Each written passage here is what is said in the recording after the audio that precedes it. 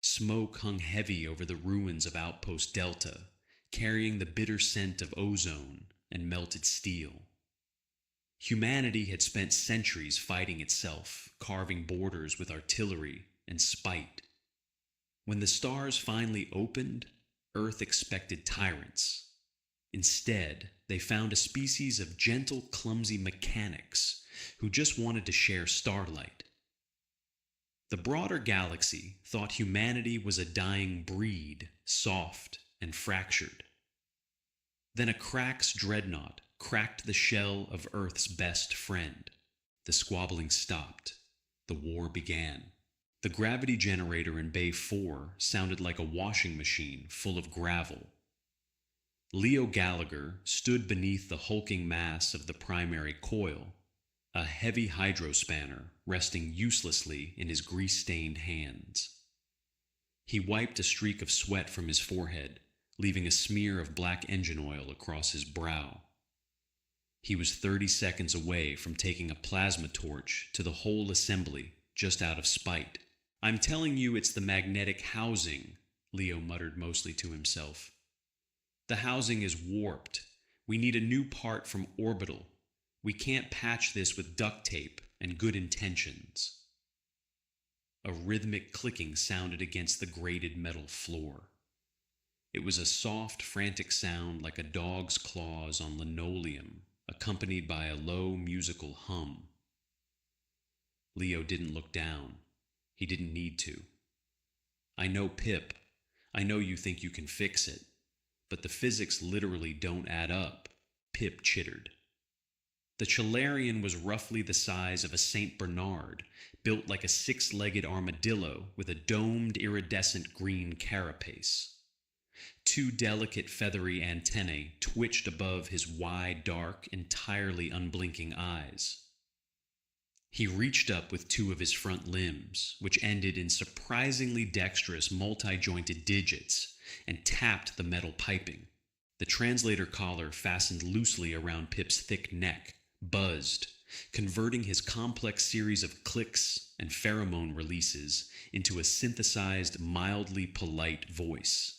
The magnetic housing is structurally sound, Leo. The resonance is caused by a misalignment in the secondary thermal sink. "If I may," Leo sighed, stepping back and gesturing with the spanner. "Be my guest, buddy." Pip scrambled up the service ladder with surprising agility. He squeezed his armored body into a gap between the coils that a human arm could barely fit through. There was a brief series of sharp mechanical clanks, a bright flash of blue sparks, and a triumphant chirp from inside the machinery. The awful grinding noise stopped. The low, steady thrum of artificial gravity returned to a perfect hum. Pip backed out of the gap, his antennae drooping slightly with satisfaction. He climbed down the ladder and looked up at Leo. Calibration complete. "I believe it will hold for another 400 cycles.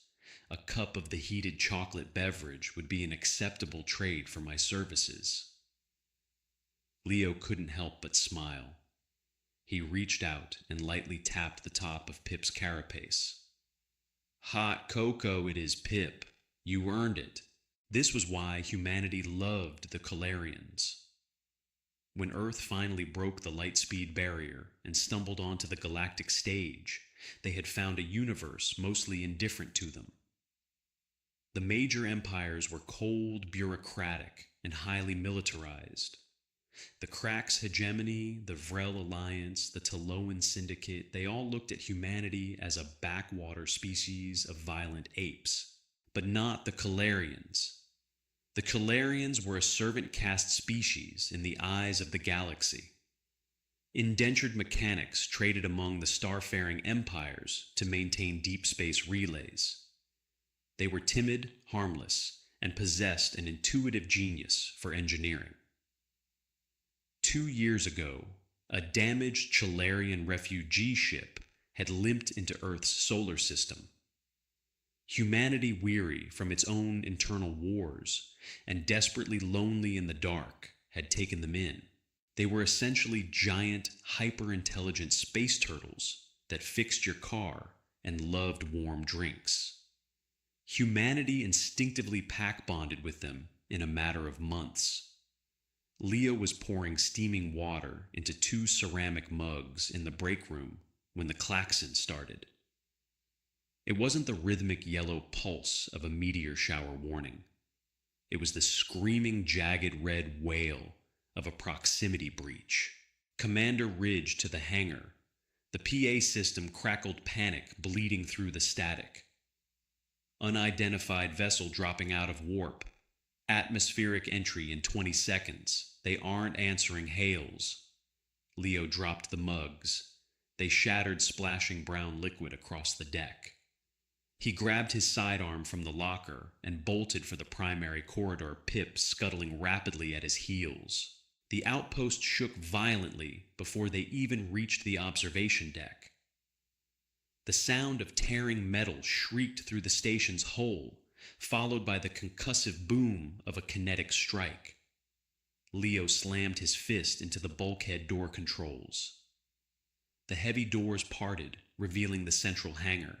Through the massive plasteel viewing port, a ship hung in the sky. It was angular brutalist and matte black, a wedge of pure aggression blotting out the binary suns of Outpost Delta. The insignia of the crack's hegemony glowed like an open wound on its flank.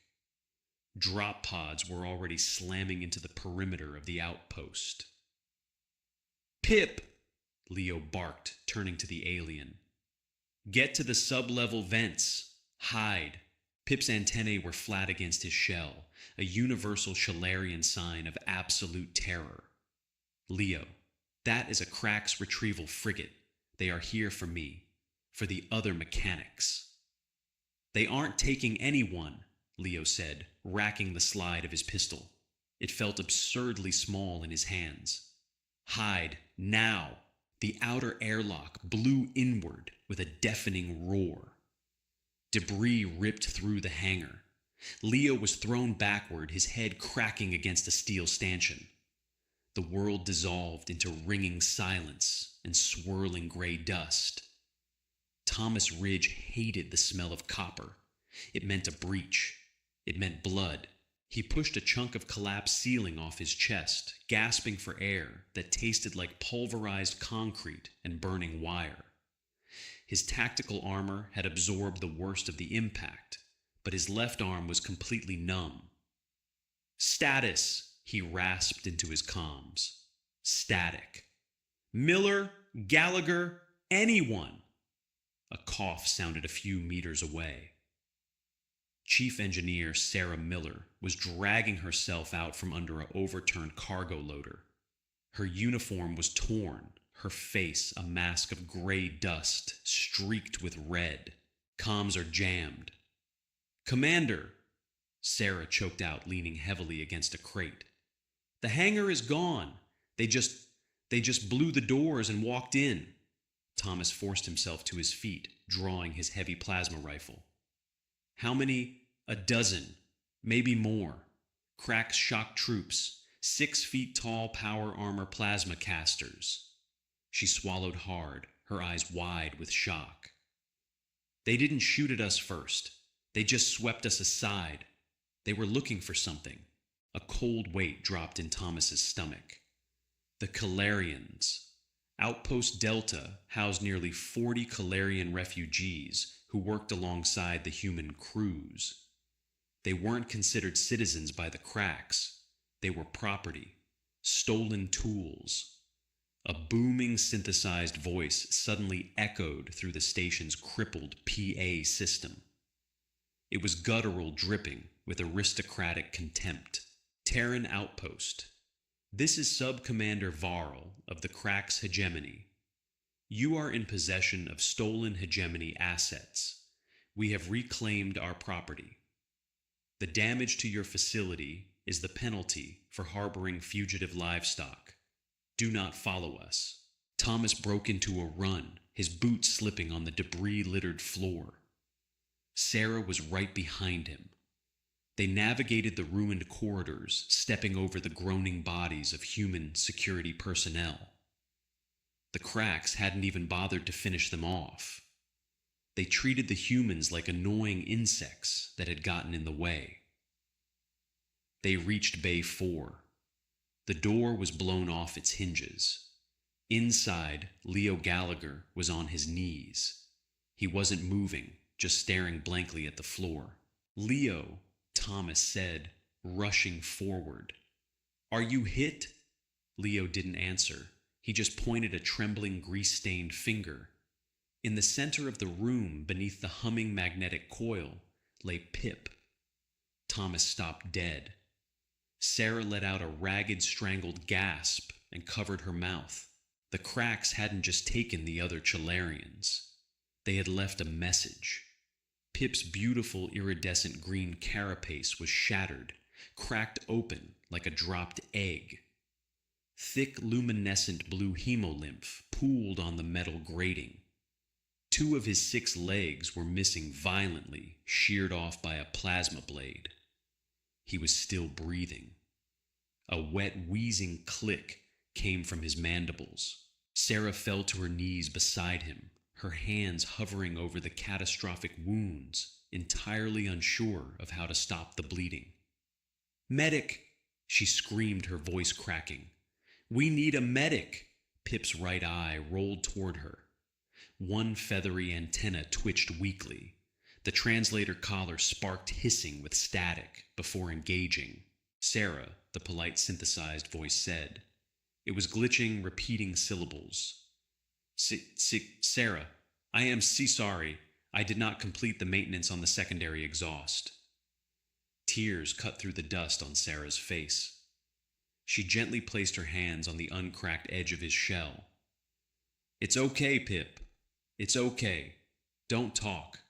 We're going to fix you." The cracks. They were angry. Pip's collar translated the voice devoid of the pain the creature was undeniably feeling. They said I was defective, for hiding behind a human.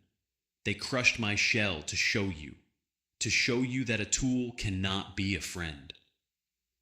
Thomas stood perfectly still. The ringing in his ears had stopped, replaced by a low, roaring hum in his blood. He looked at Leo. Leo was crying, his fists clenched so tightly his knuckles were white. Leo Pip clicked softly. "I am afraid I cannot consume the heated chocolate beverage today. My digestion seems compromised." Pip's remaining antenna drooped. The wet clicking stopped. The blue blood ceased its slow spread across the grating.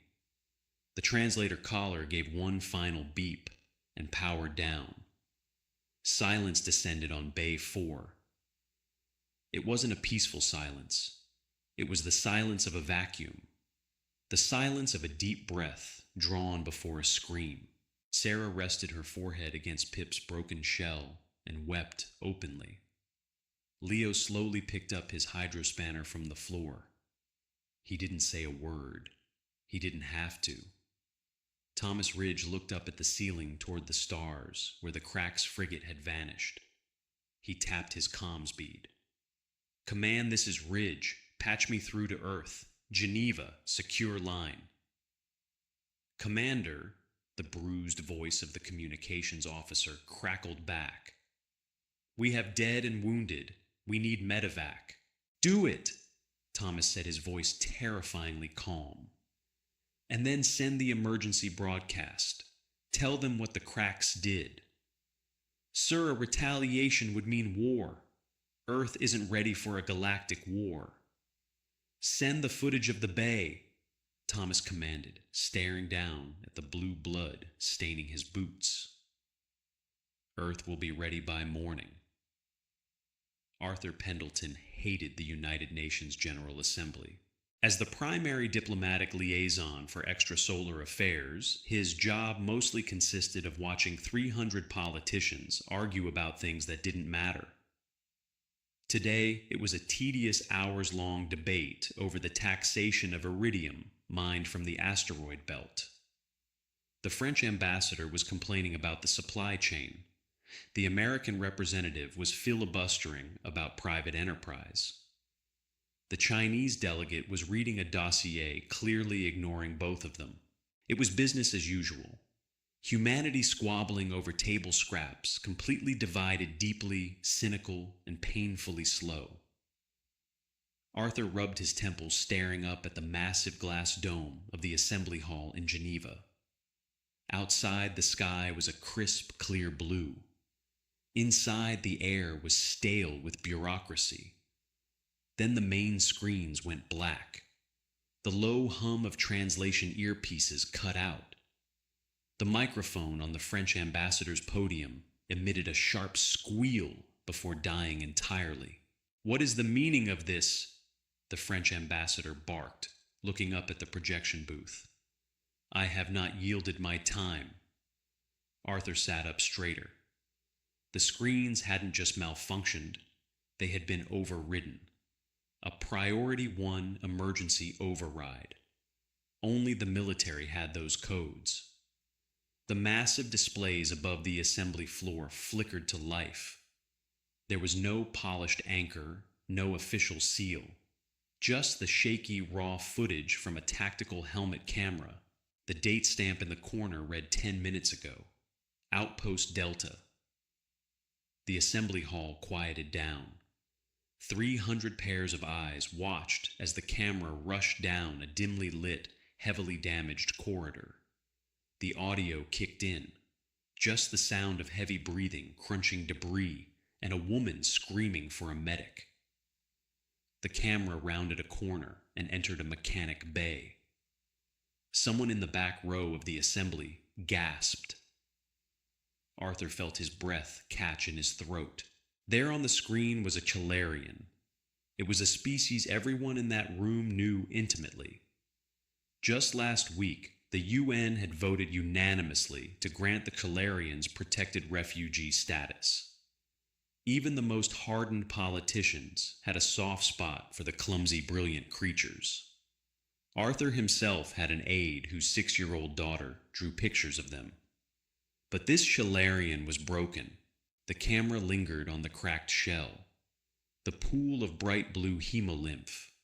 The missing limbs. The brutal, agonizing cruelty of the scene was laid bare in high definition. Then the audio caught the translator collar.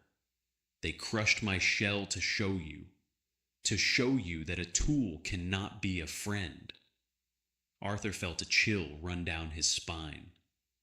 He listened as the alien who had just been tortured to death apologized for bleeding on the floor. Apologized for missing out on hot cocoa. The screen cut to black. The text, "Transmission ended," burned in stark white letters. The silence that followed in the UN General Assembly was absolute. For 30 seconds, nobody moved. Nobody breathed. The petty arguments over iridium, the trade tariffs, the geopolitical posturing, all of it evaporated. It was burned away instantly by a flash fire of pure, unadulterated human rage. Arthur looked around the room. The French ambassador, who a moment ago had been practically vibrating with indignation over tax law, was staring at the blank screen, his face completely pale. His hands were gripping the edges of his podium so hard his knuckles were white. The American representative slowly took off his glasses. He wasn't looking at his notes anymore. He was looking at the ceiling, a muscle jumping in his jaw. The Russian delegate, a woman known for her icy, unflappable demeanor, reached into her blazer, pulled out an encrypted comms device, and simply typed a single command. The Chinese delegate stood up. He didn't ask for the floor. He didn't wait for a microphone. His voice echoed across the silent room. "I propose a motion," he said, his voice steady, but carrying a cold, heavy weight. "A declaration of open hostilities against the crack's hegemony." The British ambassador stood up next. "Seconded. Thirded," said the representative from Brazil. Arthur watched, paralyzed by the sheer gravity of what was happening. He had spent his entire career watching humanity fail to agree on what time of day it was. He had negotiated treaties that took 6 years just to finalize the punctuation. Now he was watching a fractured species fuse itself together under the heat of a single unifying emotion: vengeance. "We do not have the fleet," the German representative stated quietly, standing up.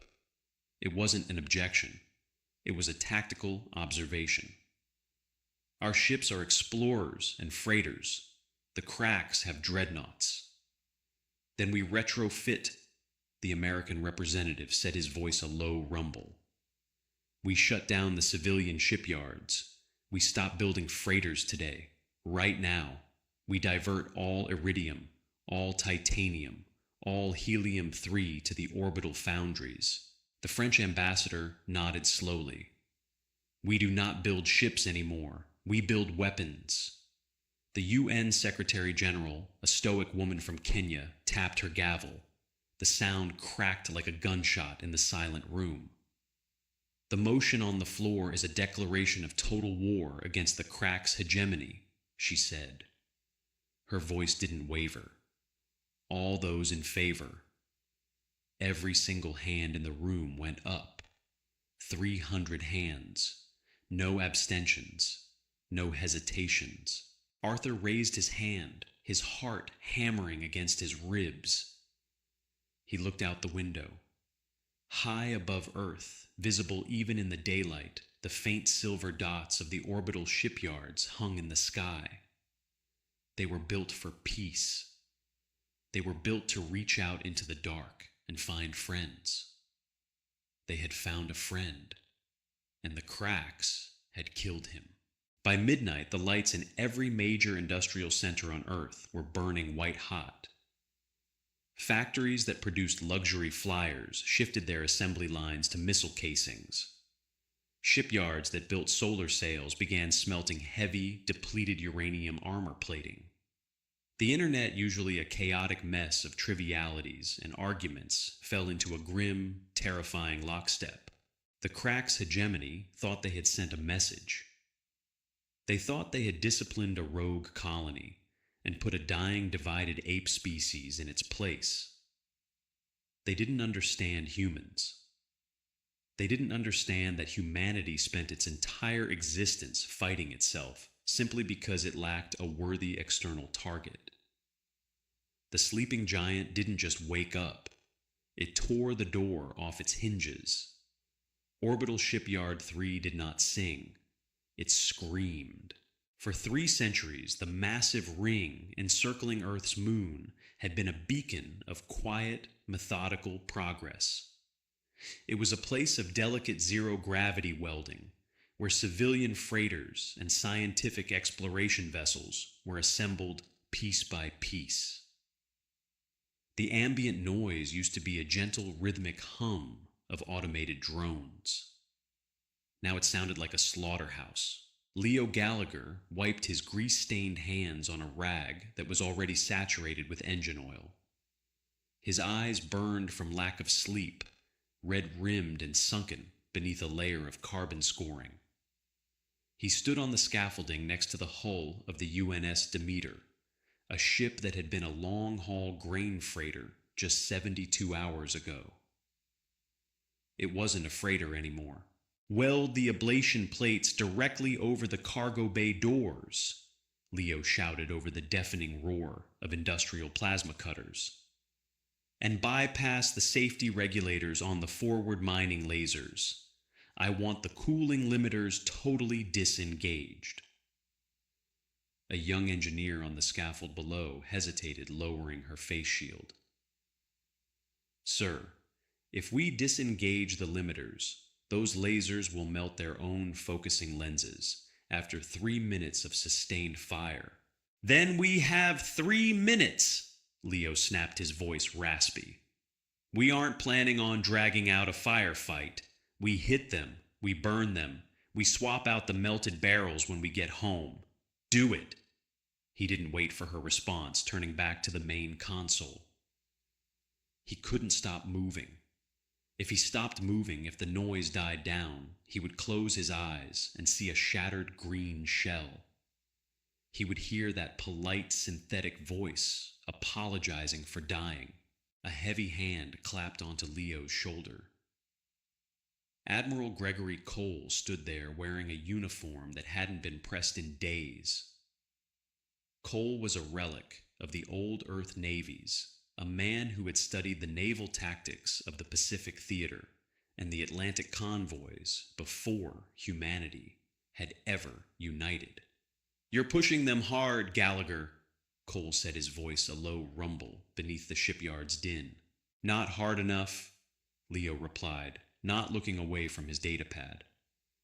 "The Crack's dreadnoughts have reinforced polarized hull plating. Our current mining lasers will just give them a warm tan. We need more output." "We aren't relying on the lasers for the primary kill," Cole said, tapping the datapad screen and pulling up a structural schematic of a new, terrifyingly simple weapon. "The lasers are point defense, suppression. This is the main battery." Leo stared at the blueprint. It was essentially a massive magnetic rail bolted down the central spine of the freighter. "A mass driver. Sir, this is ancient tech. It fires unguided kinetic slugs." "Exactly." Dr. Isaac Hale, the shipyard's chief ballistic physicist, stepped up beside Cole. He looked even worse than Leo, holding a lukewarm cup of coffee, like it was a life preserver. "The Cracks rely on energy shields. Their shields are designed to dissipate plasma lasers and particle beams. They operate on a frequency oscillation that redirects thermal and energetic loads." Hale brought up a blank screen and began rapidly inputting data. "They forgot about basic Newtonian physics, Gallagher," Hale said grimly. "An energy shield cannot easily dissipate a solid, dense object moving at a fraction of the speed of light. It takes too much raw power to halt that kind of momentum. We are taking depleted uranium rods, encasing them in tungsten, and using the ship's entire warp drive capacitor to fire them out of this rail." Hale pulled up a formal calculation to demonstrate the sheer scale of the kinetic payload. "When calculating the relativistic kinetic energy of the payload, we use the standard mass energy equivalence adjusted for high-velocity travel. E sub k equals 1 over the square root of 1 minus v squared over cc squared minus 1 times mc squared. If we accelerate a 20-ton tungsten rod to exactly 5% of the speed of light." Hale tapped the screen, the numbers solidifying. "The kinetic yield upon impact isn't measured in megatons. It's measured in gigatons. It won't just punch a hole in a Crack's frigate. It will shatter the ship's structural spine and turn the internal atmosphere into a localized star for a fraction of a second." Leo stared at the math. It was brutal. It lacked any sort of finesse or elegance. It was the galactic equivalent of hitting someone in the face with a brick. "It's ugly," Leo muttered. "It's effective," Cole corrected. "The Cracks fight with aristocratic dueling tactics. They line up, they trade plasma broadsides, they rely on superior technology to win wars of attrition. We don't have superior technology. We have rocks. We are just going to throw those rocks very, very fast." A soft, rhythmic clicking caught Leo's attention. He looked down to see a Calarian standing nervously at the base of the scaffolding. It was a younger one, its carapace a muted, dusty blue rather than the bright green Pip had possessed. The translator collar hummed. "Excuse me, Engineer Gallagher," the Shalarian clicked softly. "The structural reinforcement on the port engine nacelle is complete. We applied a tertiary weld. It is not pretty, but it will withstand a heavy kinetic shock." Leo climbed down the ladder. He stopped in front of the alien, his expression softening slightly. Humanity had tried to keep the Calarians out of the shipyards. They were refugees. It was not their fight. But the moment the footage from Outpost Delta broadcasted across the Sol system, the Chalarians had quietly walked out of their shelters, picked up their hydrospanners, and gone to work. "Thanks, Barnaby," Leo said softly, using the human nickname the crew had given the blue-shelled mechanic. "You didn't have to stay here for this shift. You need rest." Barnaby's antennae twitched violently. "Pip was my brood brother. The cracks took him. The cracks broke him. My species does not understand war, Leo, but we understand fixing what is broken. And right now the galaxy is broken. Please let us help you build the hammer." Leo felt a tightness in his throat. He nodded once firmly. He turned back to Admiral Cole. "We'll have the Demeter ready to launch in 12 hours. Slap the tungsten rail on her back. Let's go hunting." Sub-Commander Varl found the outer rim of the galaxy profoundly boring. He sat upon the command throne of the Crack's heavy cruiser, Vanguard, idly swirling a glass of distilled Vetus nectar. The bridge was a masterpiece of hegemony aesthetics. Smooth obsidian surfaces, glowing purple holographic displays, and total unshakable silence. The crew operated with rigid silent efficiency. "Status of the relay station," Varl drawled, entirely uninterested in the answer. Scanning Sub-Commander, the tactical officer replied, his four mandibles clacking in crisp military cadence. "The station is powered down. However, we detect faint thermal signatures in the lower sublevels, Chalarian heat profiles, approximately 20 units. Varl smiled. It was a cruel, sharp expression. "Excellent. More runaway tools playing hide and seek. Prepare a boarding party. Standard protocol.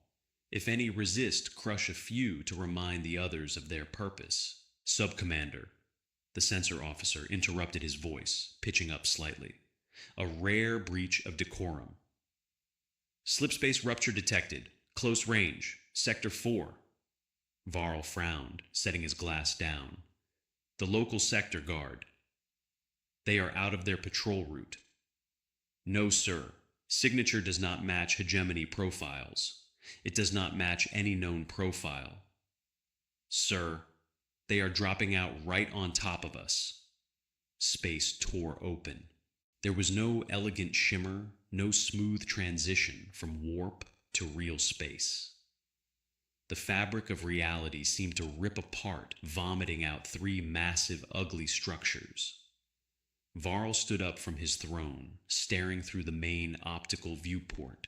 The ships hanging in the void were hideous. They lacked any aerodynamic logic.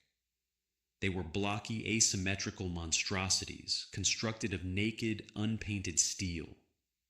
Thick, crude slabs of ablative armor were welded haphazardly over their hulls. They looked less like starships and more like industrial refineries strapped to massive engines. "What in the Maker's name are those?" Varl whispered, genuine confusion warring with his innate arrogance. Scanning, the tactical officer set his claws dancing across the console. "Sir, they are emitting massive radioactive signatures, fission reactors, crude, highly unstable, and they are broadcasting an open hail. Put it through. Let us hear what these scavengers want." The bridge's audio system engaged. It wasn't a voice, it was a looping audio file. "They crushed my shell to show you that a tool cannot be a friend." Varl felt a strange cold spike in his primary heart. He recognized that recording. He had been the one to order the execution at that miserable little outpost days ago. "Humans," Varl snarled, the sheer audacity of it. The apes had cobbled together some garbage scows and actually come looking for him. They dare challenge a hegemony cruiser with those flying scrap heaps, power up the forward plasma batteries, turn them to slag. Sir, the human vessels are charging weapons, the sensor officer shouted. Energy spikes detected along their central spines. Varl laughed. Let them fire. Our shields will absorb whatever pathetic lasers they have mounted. Return fire once they... He never finished the sentence. Aboard the UNS Demeter, Admiral Cole stood on a bridge that smelled of ozone and cheap coffee. Target lock confirmed, Admiral. The weapons officer stated, his thumb hovering over a physical red button. Fire. The Demeter shuddered violently as the massive magnetic coils along its spine discharged all at once. The recoil was so massive, it temporarily knocked the ship's artificial gravity offline, sending crew members stumbling. A 20-ton rod of solid tungsten wrapped in a magnetic sabot left the rail at 5% the speed of light. It crossed the distance between the two fleets in less than an eye blink. On the Crack's bridge, Varl saw a brief flash of blue light. Then the universe tore itself apart. The tungsten rod struck the Vanguard's forward energy shield. The Crack's computer systems calculated the threat, recognized it as a physical object, and attempted to adjust the frequency to deflect it. It was like trying to stop a bullet with a silk handkerchief. The shield collapsed instantly, the generators deep within the cruiser violently overloading and exploding. The rod hit the reinforced polarized hull plating. The plating held for exactly 3 milliseconds before shattering like cheap glass.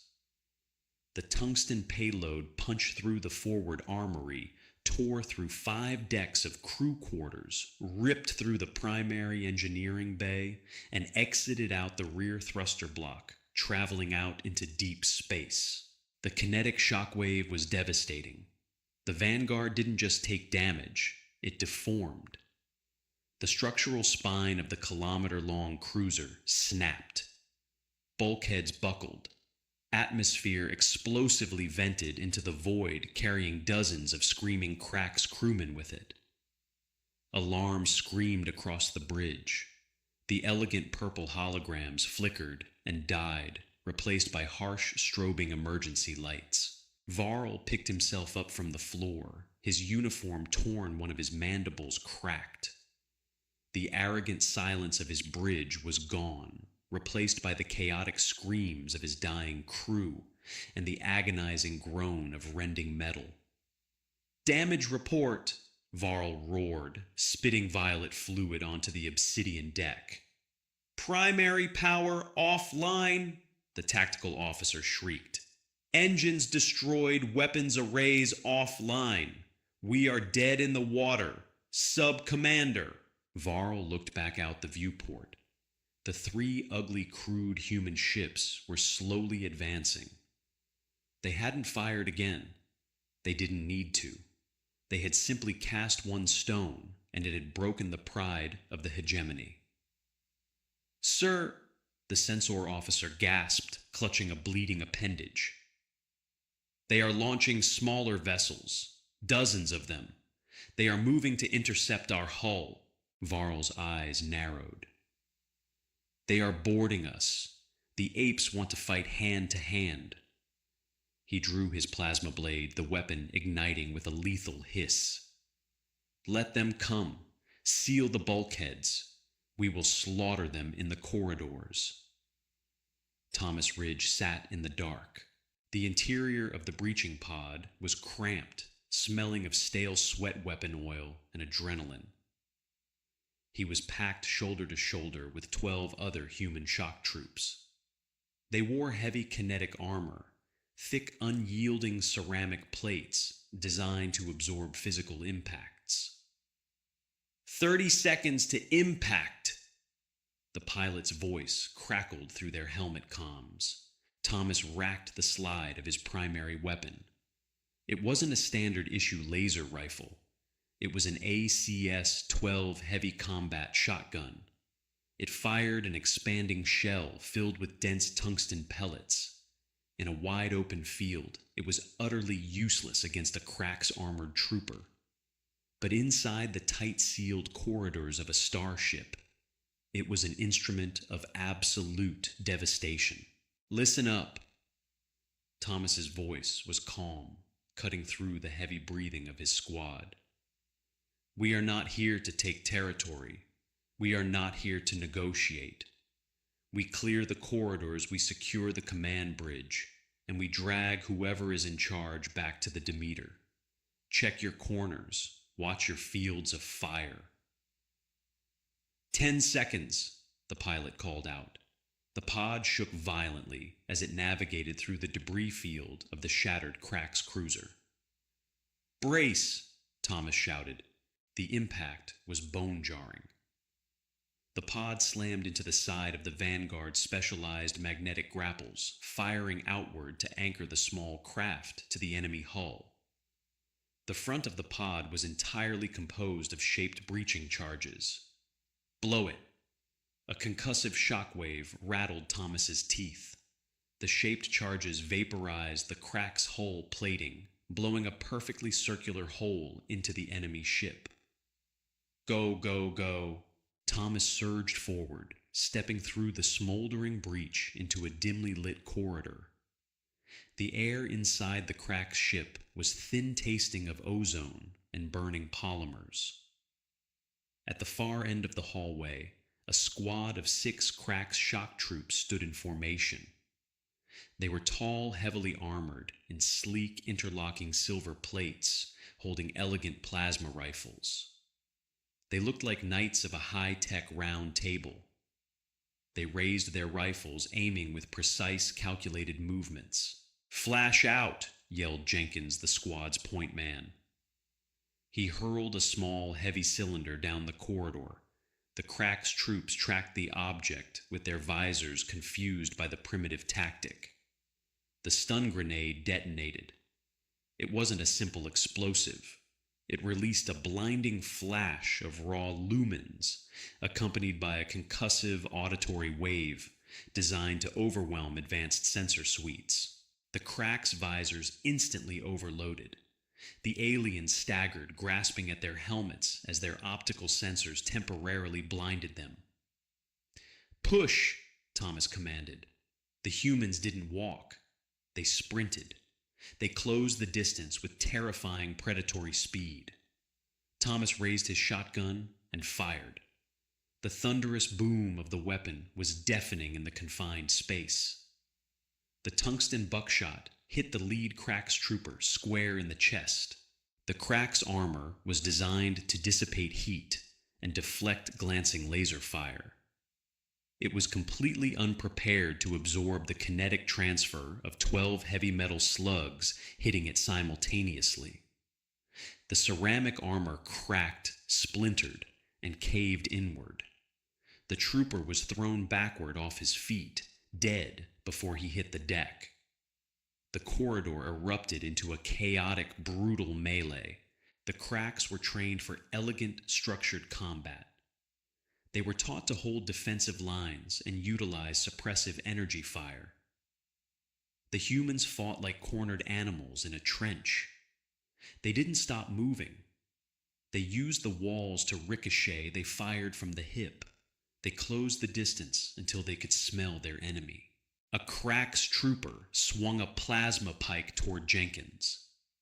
Jenkins ducked under the glowing blade, stepped into the alien's guard, and drove a combat knife straight upward, slipping the serrated steel beneath the chin guard of the alien's helmet. Thomas rounded a corner, coming face to face with a massive Crack's elite. The alien roared, tossing aside his empty rifle and drawing a brilliant crackling energy sword. He dropped into a classic duelist stance, waiting for Thomas to engage in close combat. Thomas didn't slow down. He didn't draw a blade. He simply leveled his shotgun, aimed for the alien's unarmored knee joint, and pulled the trigger. The elite collapsed, screaming, the sword dropping from his grasp.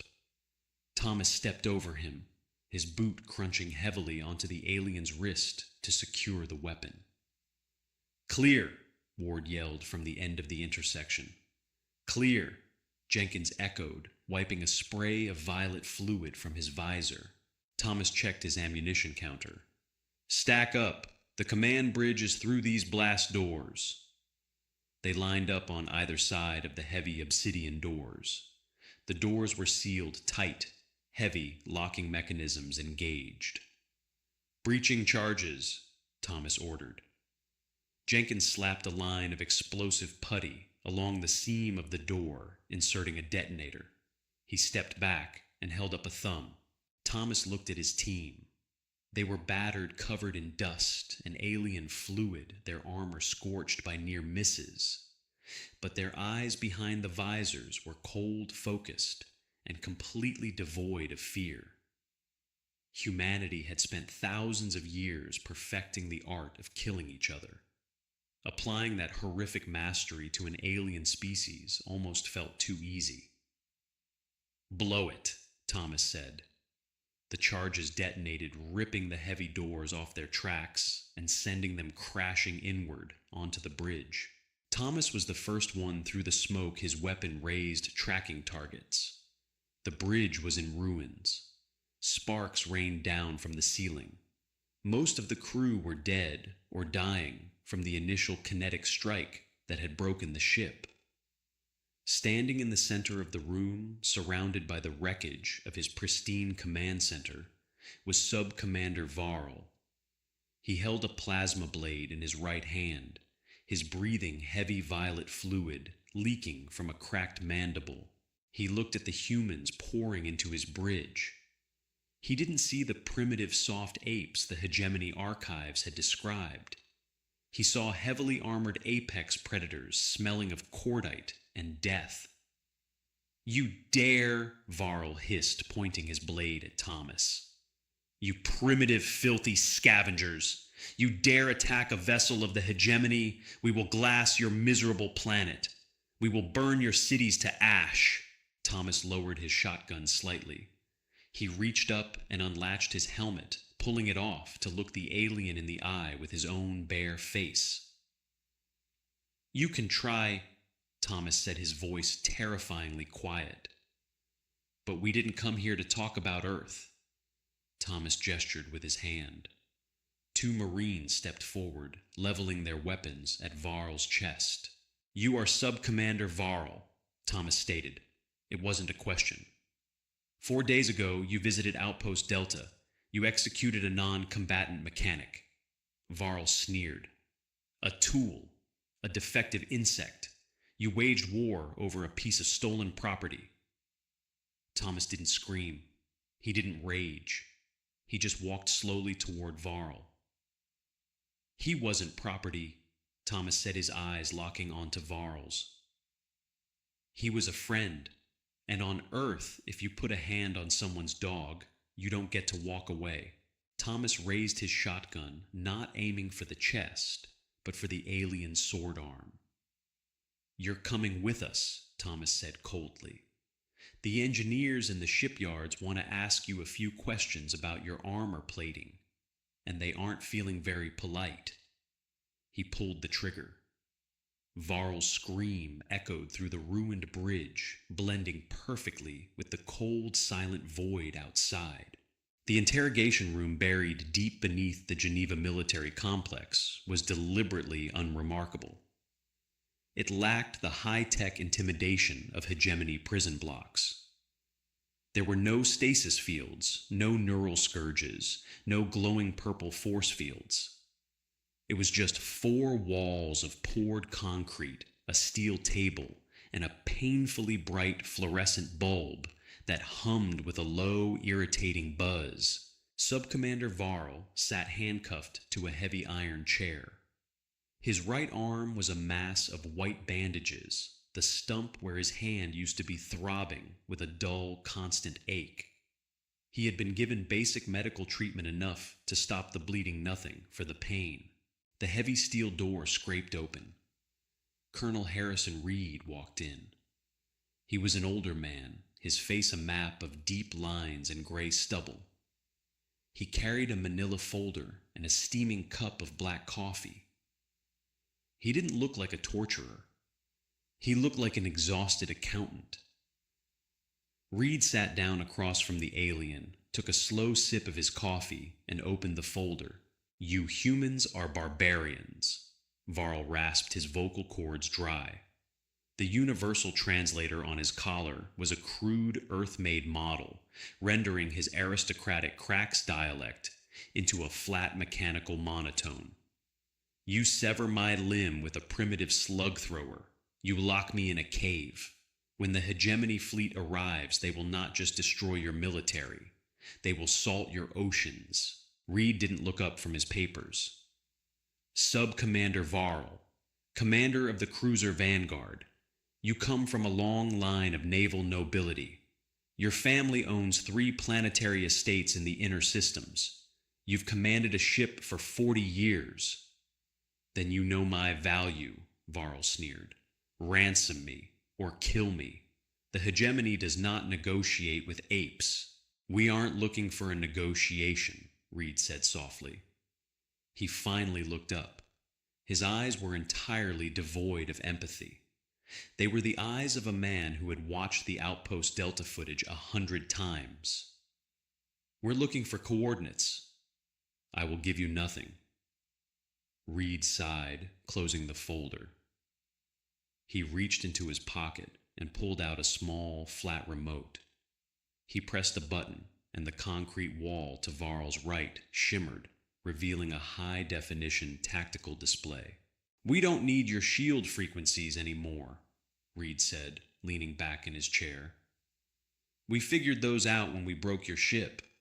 What we need to know is the location of the primary Crax orbital foundries, the shipyards." "You are insane!" Varl laughed, a harsh clicking sound. "Even if you knew where they were, you could never reach them. The hegemony has a fleet of 10,000 vessels. You have retrofitted grain freighters. You won one skirmish through the element of surprise. You cannot win a war of attrition." "Attrition?" Reed repeated the word, tasting it. He tapped the remote again. The screen shifted. It showed a live feed of the orbital shipyards above Earth. But it wasn't just Earth anymore. The feed split into dozens of windows. Shipyards above Mars, the automated mining colonies in the asteroid belt, the gas siphon stations orbiting Jupiter. Every single one of them was alight with the blinding blue flashes of heavy industrial welders. "The Crax hegemony is an empire of artisans." Reed said, his voice quiet, almost conversational. "You build beautiful ships, sleek, elegant. It takes you 5 years to grow the bio-neural circuitry for a single dreadnought. It takes you a decade to train an officer caste." Reed leaned forward, tapping a thick finger against the steel table. "Humanity hasn't fought a major war in 2 centuries, Varl. You mistook our peace for weakness. But we didn't forget how to fight. We just got tired of fighting each other. We are an industrialized species. We don't build artisans. We build assembly lines." The footage on the screen zoomed in. Thousands of crude, blocky ships were rolling off the orbital lines. They were ugly. They were nothing more than massive engines, heavy ablative armor, and central kinetic railguns. "We are currently producing 1 heavy cruiser every 14 hours, Reed stated. "We don't use bio-neural circuitry. We use copper wire and silicon. We don't train officers for a decade. We teach a farm boy how to push a button and point a gun. We don't care if our ships look pretty. We only care if they can throw a 20-ton rock at 5% the speed of light." Varl stared at the screen. The sheer scale of the industrial output was staggering. It violated every tenet of hegemony naval doctrine. It was raw, unrefined mass production. You are building a suicide fleet, Varl whispered, his arrogance finally cracking. Those ships have no escape pods, no secondary life support. A single plasma strike will vent them into the void. We know, Reed said coldly. They are built to take one hit and deliver one hit. That's all we need. Reed stood up, picking up his coffee. He looked down at the alien. The Chalarians you kept as slaves, the ones you slaughtered for hiding behind us. Reed's jaw tightened. They walked into our shipyards a month ago. They showed us how to optimize your own scrap. They patched our reactor leaks. They are gentle creatures. They refuse to touch the weapons. But they are making damn sure our engines get us to your front door. Reed walked to the door, placing his hand on the handle. Give me the coordinates of your shipyards, Varl, or we will simply start throwing rocks at every star on the map until we hit something that screams. Varl looked at the screen. He looked at the endless, terrifying swarm of ugly gray ships rolling off the lines. For the first time in his long, privileged life, the Crack's aristocrat felt the icy grip of pure, existential terror. He lowered his head, and he began to speak. The Crack's prime defense grid was considered the most impenetrable fortress in the known galaxy. 3 concentric rings of automated plasma batteries encircled the hegemony homeworld. Between the rings, a fleet of 500 heavy dreadnoughts held a perfect spherical formation. Their silver hulls gleamed in the light of the local star, their energy shields overlapping to create a shimmering violet net that could incinerate a moon. Aboard the flagship, Apex High Fleet Commander Psylocke stood with his hands clasped behind his back. He was a veteran of a dozen subjugation campaigns. He had broken the Vrel. He had silenced the Taloans. Commander, the sensor officer reported, his mandibles tight with tension. Massive spatial distortions detected at the edge of the system. Multiple slip-space ruptures. Let them come. Psylocke commanded, his voice echoing across the pristine bridge. The apes have exhausted their element of surprise. Divert all auxiliary power to the forward shield arrays. Prepare the plasma lances for long-range bombardment.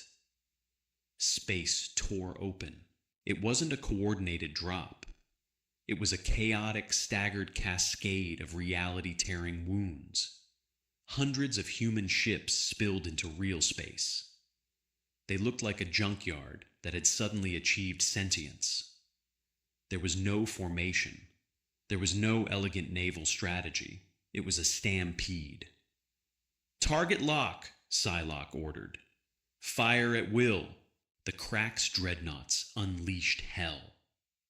Searing beams of concentrated, superheated plasma lanced across the void, turning the darkness into a blinding web of violet and red light. The human ships took the hits. They didn't try to evade. They didn't have energy shields to deflect the blows. They simply absorbed them. The thick slabs of crude ablative steel welded to their hulls, boiled, melted, and vaporized. Several of the smaller human frigates simply vanished, consumed entirely by the overwhelming heat, their fission reactors going critical and blooming into silent, expanding spheres of nuclear fire. But for every ship the Cracks incinerated, 10 more pushed through the wreckage, riding the shock waves of their dying comrades. They are not breaking, the tactical officer shouted, panic bleeding into his rigid discipline. They are maintaining trajectory. They are accelerating. Keep firing, Psylocke roared. Aboard the UNS Demeter, Admiral Gregory Cole gripped the edge of the tactical holotable. The ship was shaking so violently that several auxiliary monitors had simply fallen off their mounts. The bridge smelled of burning wiring and sweat. "Forward ablation armor is at 20%, Admiral," the engineering officer yelled over the din of screaming alarms. "We can't take another broadside." "We don't have to," Cole said, his eyes fixed on the digital countdown timer. "Distance to target, 300,000 kilometers, within optimal kinetic range." Cole didn't hesitate. He didn't ask for a surrender. He didn't open a hailing frequency. "All ships, fire main batteries." Across the system, 300 massive magnetic rails discharged simultaneously. The collective recoil visibly slowed the entire human fleet. 320-ton tungsten rods moving at 5% the speed of light crossed the void. There was no sound in space. There was only math. The crack's energy shields, designed to dissipate heat and redirect energetic frequencies, were hit by the sheer unyielding reality of mass multiplied by velocity. The violet net shattered. The tungsten rods didn't just pierce the crack's dreadnoughts, they erased them.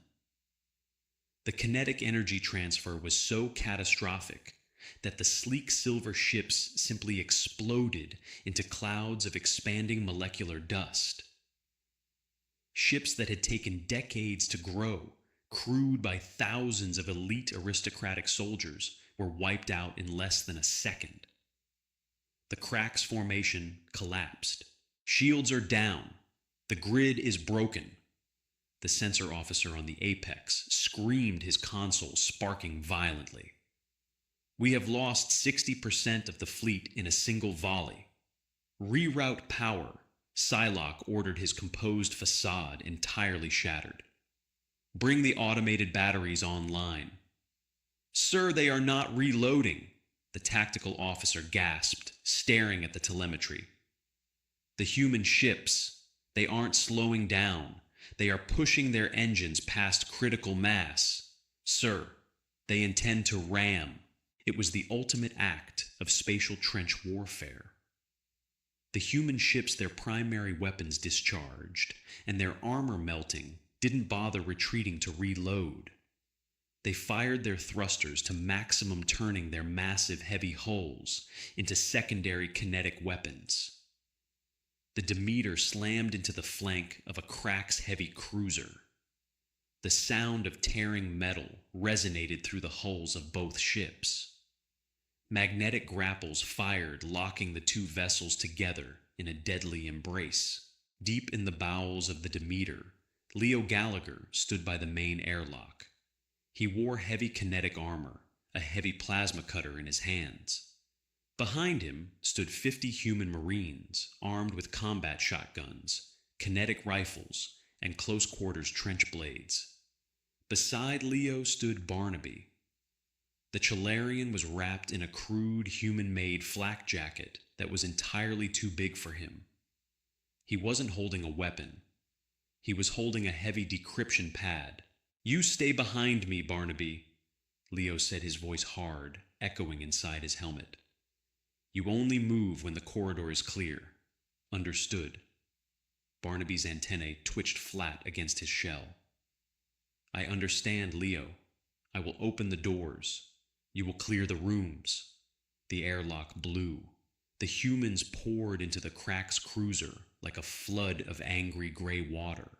The crack's elite guard tried to hold the primary corridors. They formed shield walls, igniting their plasma pikes. But the humans didn't fight fair. They threw concussive grenades that shattered the aliens' equilibrium. They fired tungsten buckshot that ripped through the elegant silver armor. They fought with a desperate, frantic brutality that completely overwhelmed the disciplined crack's defenders. Leo pushed forward with the Marines, using his plasma cutter to shear through bulkheads that Barnaby couldn't immediately hack.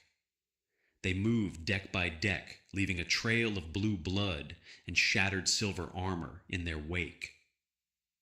They reached the holding cells.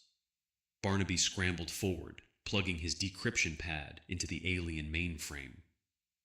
His multi-jointed digits flew across the console in a blur of motion. The heavy energy barriers flickered and died.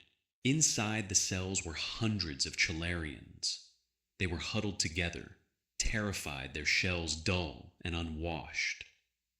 Barnaby clicked wildly, his translator collar, barely able to keep up with his frantic speech.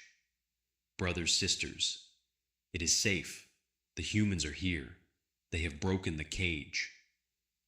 A massive elder Chalarian slowly uncurled from the back of the cell. He looked at Barnaby, then looked at the heavily armed, blood-spattered humans standing guard in the corridor. They came for us, the elder clicked in disbelief. The apes waged war. For mechanics, Leo stepped forward, lifting his visor. His face was covered in soot, his eyes tired but fiercely uncompromising. You aren't mechanics, Leo said gruffly. You're our friends. Now let's get you all the hell out of here. The surrender wasn't broadcast from a polished marble hall. It happened on the scarred, oil-stained flight deck of the UNS Demeter. The air inside the hangar still smelled of burnt ozone and evaporated coolant. High Fleet Commander Psylocke, stripped of his ceremonial silver armor, dropped to his knees. The deck plating beneath him was physically warped from the sheer kinetic recoil of the human ship's main gun. Admiral Gregory Cole didn't offer the Crack's commander a chair. He didn't give a speech about galactic unity or peace. He just slid a physical paper document across a dented steel crate. The terms were stark typed in heavy block lettering. The Crack's hegemony would dismantle their orbital foundries. They would cede 30% of their heavy metal mining colonies. But the primary clause, the only one printed in bold ink, demanded the immediate unconditional emancipation of the Chalarian species across all hegemony space. The document explicitly classified any future harm to a Calarian as a direct, undeniable act of war against Earth. Psylocke signed. His hand trembled. He looked at the ring of human marines surrounding him. Their kinetic armor was scorched, their faces hidden behind scratched, unreadable visors. They didn't look like conquerors. They looked like exterminators waiting for an excuse to finish the job. Word spread faster than slipspace. The galaxy shifted on its axis. The Taloan Syndicate and the Vrel Alliance empires that had spent centuries treating humans as primitive annoyances watched the Crack's hegemony break in a matter of weeks. Within 48 hours of the broadcast, the Taloans quietly unlocked their mechanic pens. The Vrel abruptly granted full citizenship to their indentured maintenance castes. No one wanted to give the apes a reason to start bolting tungsten railguns to their garbage scows again. Humanity didn't celebrate. There were no ticker tape parades in Geneva or orbital fireworks over Mars. The cost was simply too heavy. Thousands of human ships were now drifting graveyards in the dark. Tens of thousands of crew bunks sat empty. The orbital shipyards around Earth slowly powered down their military manufacturing lines. The harsh, blinding blue sparks of the heavy welders softened. The assembly lines stopped churning out weapons of mass destruction and quietly went back to building freighters. 6 months later, Outpost Delta was operational again.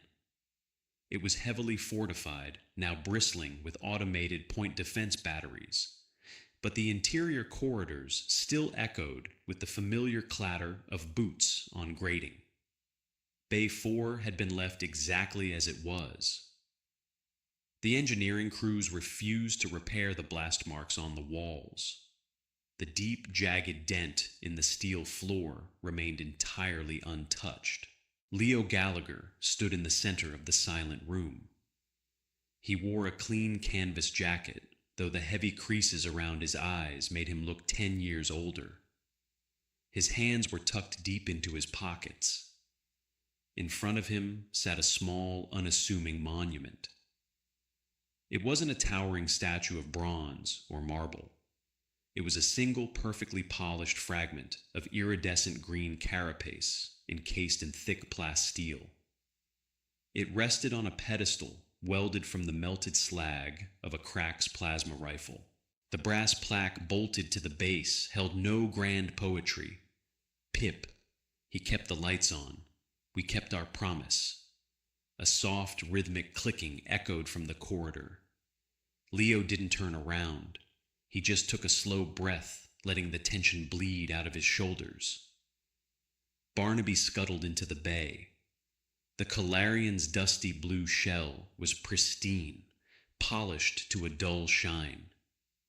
He carried 2 heavy ceramic mugs in his multi-jointed front digits.